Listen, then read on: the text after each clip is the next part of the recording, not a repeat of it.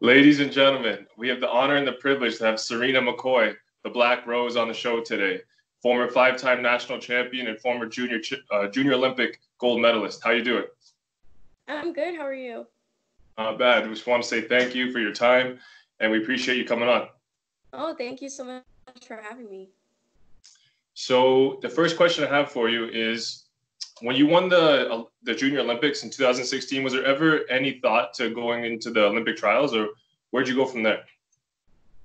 That was my initial plan, but there were some inner issues with USA Boxing and their program, how it was going, and I just wasn't really sure where that was going at the time, and I just decided that turning pro would be the best decision for me. So in 2019, I just decided to go pro at the beginning of the year. It kind of worked out too, because the 2020 games got canceled because of the coronavirus. So everything. Exactly. It was just good. It was perfect, like perfect decision. Exactly. So in your pro career, you've had 4 fights so far, and you're 3-0. What is it like going to other countries to face home opponents? Because all your fights have been in Mexico. Am I right on that? You're right. Honestly, I like going to Mexico to fight.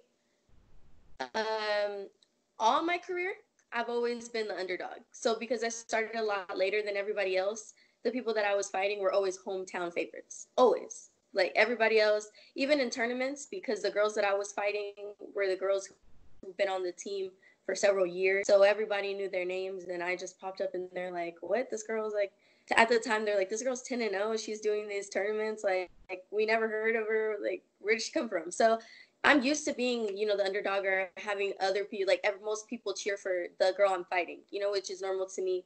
But it's all in the sport, so I don't mind. It doesn't really bother me like that.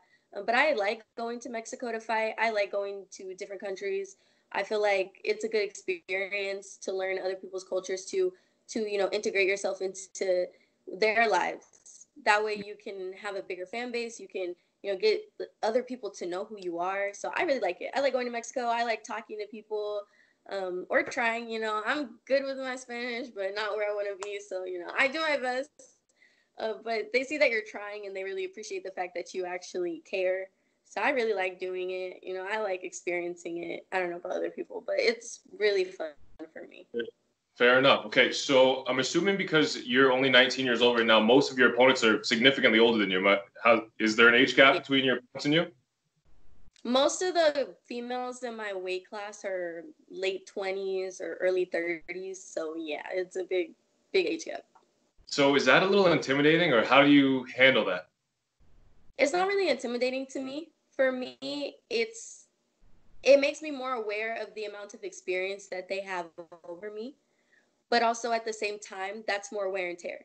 So for me, I'm fresh. Like I'm young, my body is younger.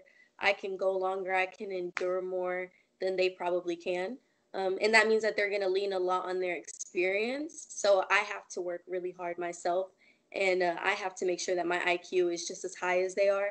And I have to depend on my body to help me along, to be able to, beat these females. So no, it doesn't really intimidate me.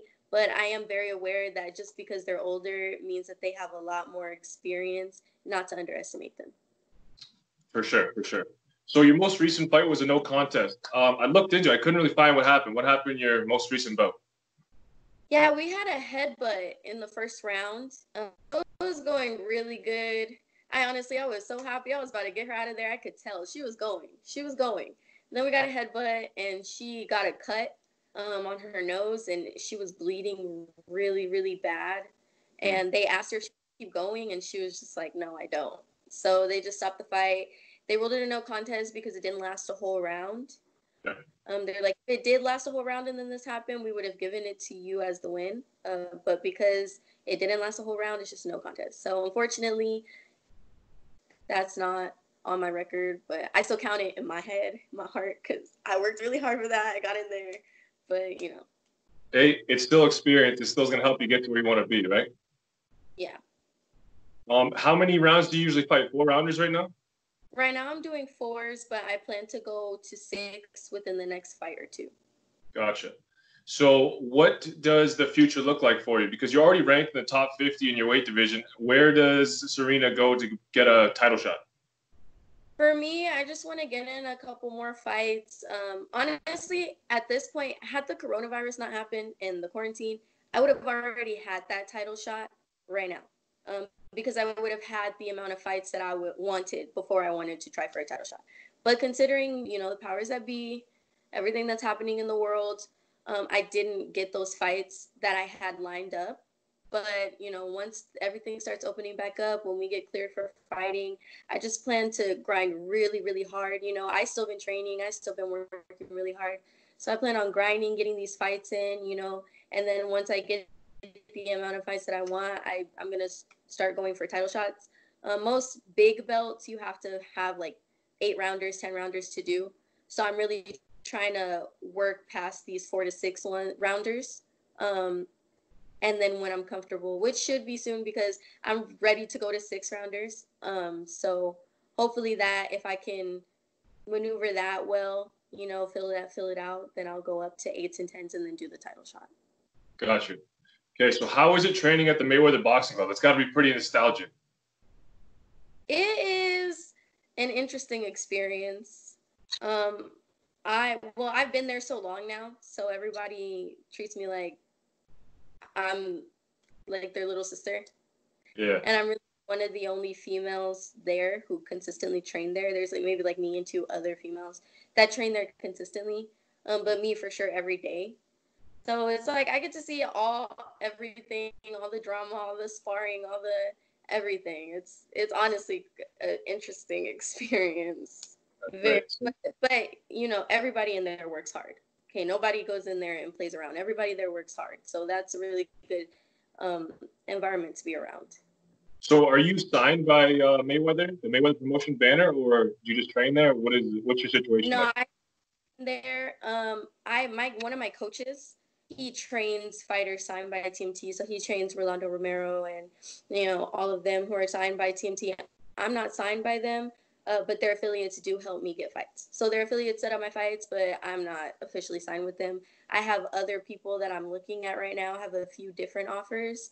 I cannot disclose to you exactly who is offering me, but I do have a few different offers that I'm looking at right now. So I haven't made any decisions yet. I'm waiting until after the coronavirus when fights start happening so I can see what people can really do for me. Not just hearing it, but seeing it. So I'm just waiting for that. And then once I make my decision, then I'll officially announce to everybody who I decide to go with. Gotcha. Do you think those fights would be in the States or would they still be all over the place? I believe they'll be all over the place, including in the States. I was actually supposed to fight in the States May 30th in Montana, but quarantine happened and it just got postponed. So we don't know when it's going to be a go for that one yet, but I know it will be rescheduled and I will be fighting on that card. But I know whoever I sign with is for sure going to get me fights wherever, overseas, here, Mexico, wherever, it doesn't matter. I'm honestly excited to fight anywhere. Gotcha. So back to the Mayweather thing for a second. I hear a lot of stories about sparring wars. Can you add anything to that? Can you tell me anything about sparring wars that go on in the gym?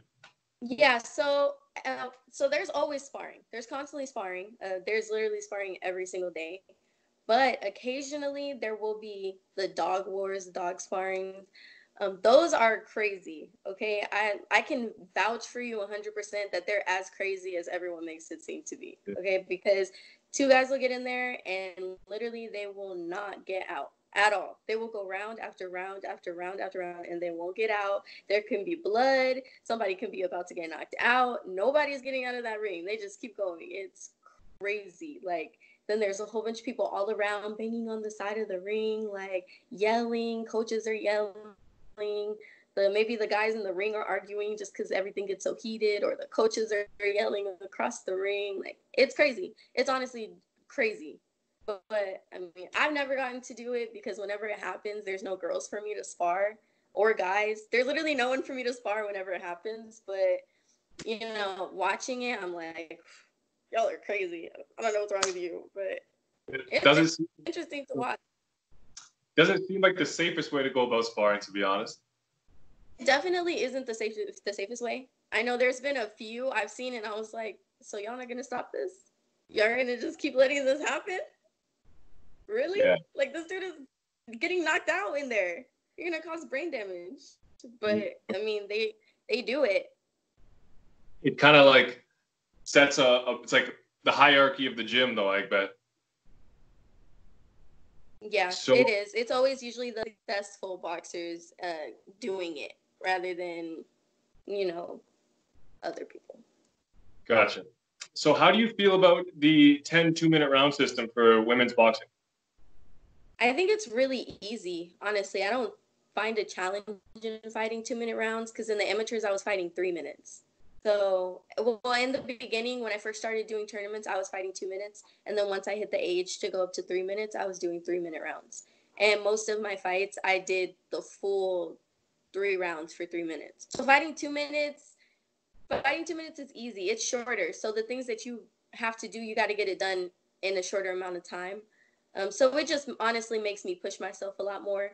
But I still train 3 minutes. I still train for 3-minute bouts, even though I'm only fighting 2 minutes. So I find it really easy to, be calm in there. I find it really easy to have my breath in there. I find it really easy to be aware of my surroundings because I'm not faced with having to last for 3 minutes. I'm only lasting 2 minutes in there. So I have all this extra breath at the end of the round because I trained for 3 minutes. Right. Do you think that adding the extra minute to the round, making it 3 minutes, would make the sport a little bit more eye-catching to the audience? What do you think? I think that females, they go at it. Okay, we go at it at such a high pace that we only really need 2 minutes. Like 3 minutes, 3 minutes I think would help improve us as fighters, boxers, because it would help us improve our IQ and how we're in the ring, how we maneuver. Because then it would push us to the point where we have to sit here and we have to go, okay, I need to start slow and then pick it up instead of just picking it up from the beginning and running it like a race. Like, okay, I need to start jogging first and then turn it into a run. I think that's what turning 2 minutes into 3 minutes would do for us. But I know a lot of females are used to the fast pace, so I'm not sure how that would affect a lot of the fighters in the game if they did change it. Because a lot of them have been pro for so long now that they're not even used to doing 3-minute fights anymore. True. So I don't know how they would adjust to that. I'm still kind of fresh in the pro game. So for me, it wouldn't be really a big stretch. I would just be like, okay, but them, they'd probably be like, look, I'm old. This body is not what it was 10 years ago. You need to slow it down. Yeah, I feel you. I feel you. What do you think could be done to kind of level out the pay between male and female fighters? I think it's more about marketing than it is about fighting. For me, I feel like because we don't have a big enough viewing or support system that we can't make the same amount of money. Right. So it's like the more people who watch, the more money is being made. The more money that's being made because people are watching, the more money that you have to give to the fighter.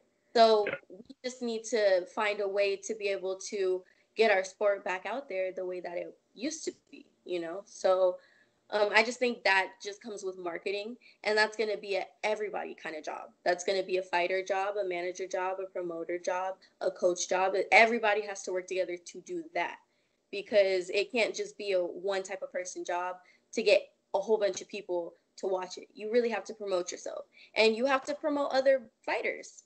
Female fighters have to promote other female fighters, even if they're your competition, even if they will be your competition. You have to promote them. That's how people are going to see it. If you don't promote them and people don't know their names, they're not going to want to watch you. They're not going to want to watch them. They're not going to want to spend their money on pay-per-view to watch a female that they've never heard of in their life. They're going to feel like that's a waste of money. So we need to start promoting ourselves better. We need to start promoting each other better. We got to support each other. You see all these male boxers, all the top boxers, they support each other. They consistently post about each other. Oh, this is my bro. This is my dog. He's working hard. I'm excited to watch you fight. Yada, yada, yada. In interviews, like post weigh-in interviews, they're like, oh, yeah, I also, I'm excited to see this dude on the card. I've been seeing him in the gym. He's been working hard. Like, we need to start doing that. We're all about me, me, me. We need to be about us. If you want the same amount of money that everybody else gets, then you need to start promoting like everybody else do. We need to take their strategy and we need to turn it into our own. That way we can get paid just as much. So it's an everybody thing. I think it's more of marketing than it is of the fighting or the skill.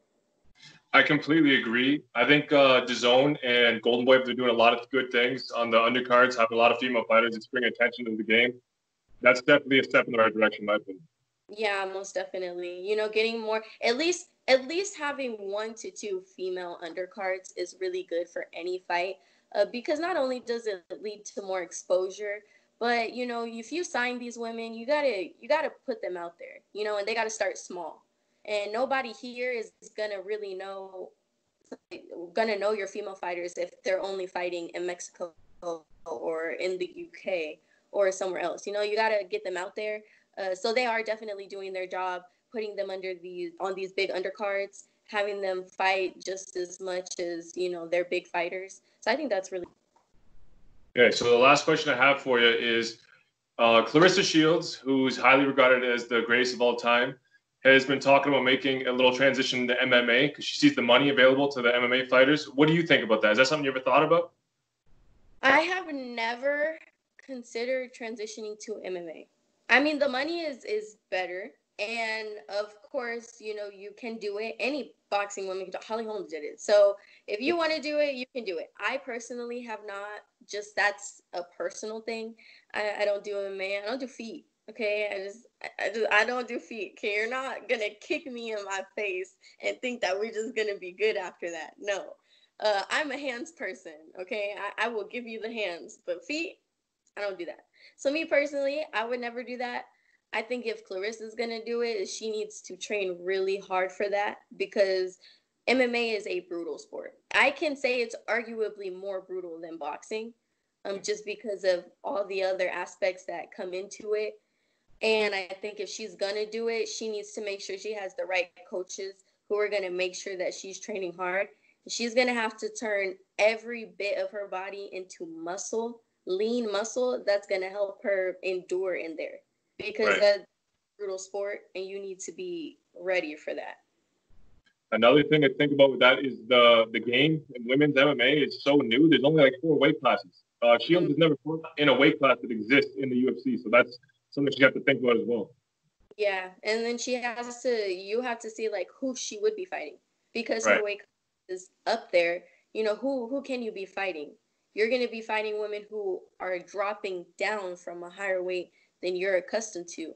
And when they drop down to muscle. They don't drop down to skinny. They drop down to muscle. They turn all their extra fat into muscle, and you know they use it. You know they will bogart you in there. I just hope if she does that, she decides that's what she wants to do. She gets the right trainers and the right people behind her because the most important thing in any sport, any combat sport, is safety. So she needs to make sure that at the end of the day, she's looking out for her safety first. I completely agree. So that's everything I have for you today. Is there any message you want to send out to your fans or anybody you want to call out on the show today? Let us know. I just want to appreciate you for having me on and asking me these questions. I want to thank all the people who are supporting me and who are going to watch this. Like, I appreciate you guys so much. I appreciate anybody who will become a fan after watching this or already are a fan. Even if you're not a fan, I still appreciate you for watching. And honestly, I want to call out everybody. Okay, that's everybody. If you want to fight me, you're called out officially. Everybody. Perfect. All right, Czarina, thank you very much, and I'll let you know when this is available. Okay. Okay, awesome. Have a great day. You as well.